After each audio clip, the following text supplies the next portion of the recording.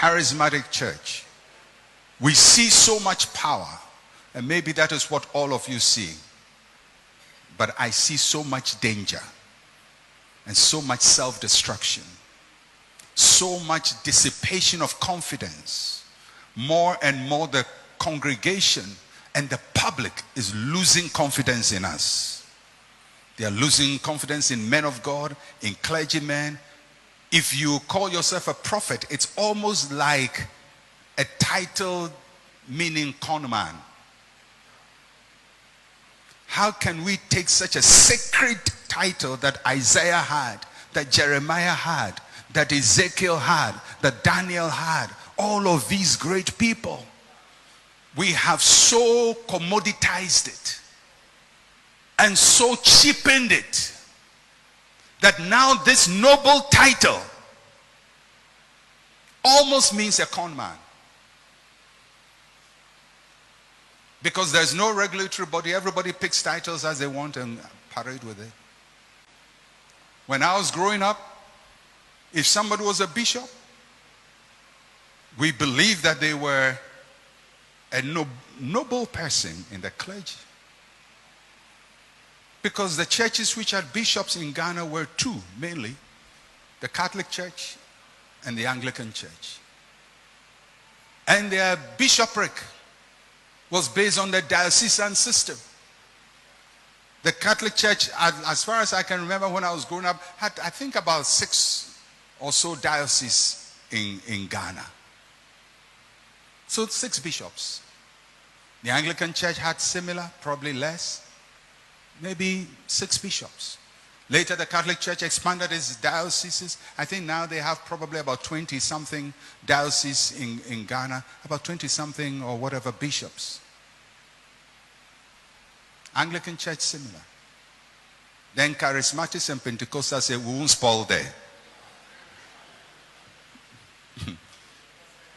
We take whatever is noble. Apostle. We have made apostle cheap. We've made prophet cheap. Then we say, bishop, now it's your turn. And we have desecrated it so that the title bishop has no nobility attached to it again. Can you imagine in Ghana where everybody who has never been to law school is called a lawyer? I get up and say, hey, I'm a lawyer. From today I'm lawyer so and so and so. I'm architect so and so. I'm doctor so and so. Can you imagine what will happen to the health profession? Or the legal profession?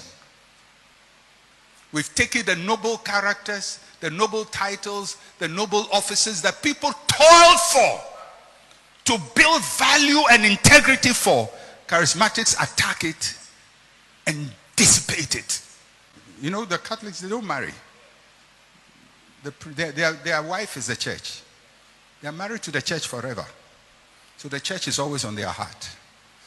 Your wife is on your heart. So the thing you are wearing itself, its significance is lost on you.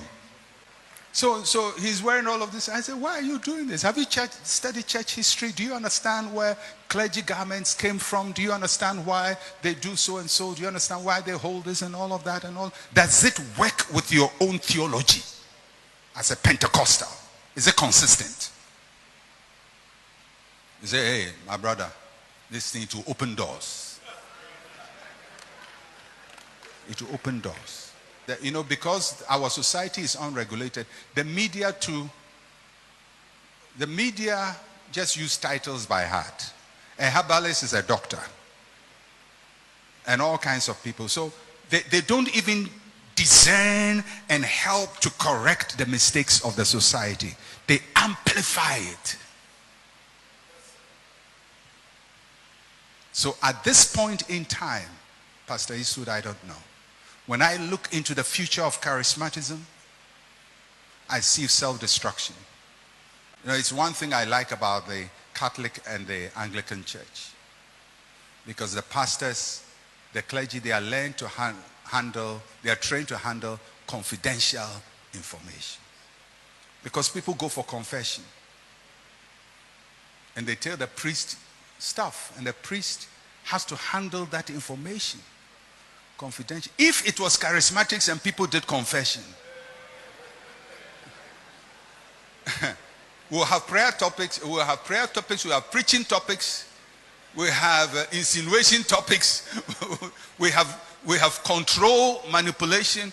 Remember the thing you told me? Remember the thing you told me? If I tell your wife right now, come and sow seed. Thank God nobody comes for confession to charismatics. You have to learn to handle confidential information. And what God shows you is confidential information.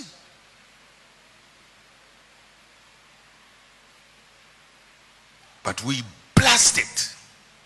Sometimes humiliate people in public. The Lord showed me this about you, and we describe people's health challenges publicly. Embarrassing situations that they wish nobody hears. God told you about it, and you feel that the best way is to announce it publicly. The sad thing is, even after we have publicly disgraced them, there is no healing. The Pentecostal charismatic church is on a one-way highway drive to self-destruction. And it's because generations after generations are using the example of the previous generation as theirs. They are like the man who prayed with a cat. And generations come and think the cat is more important than the prayer. If you are a pastor here, go to school. If you sense God has called you, you have to go to seminary.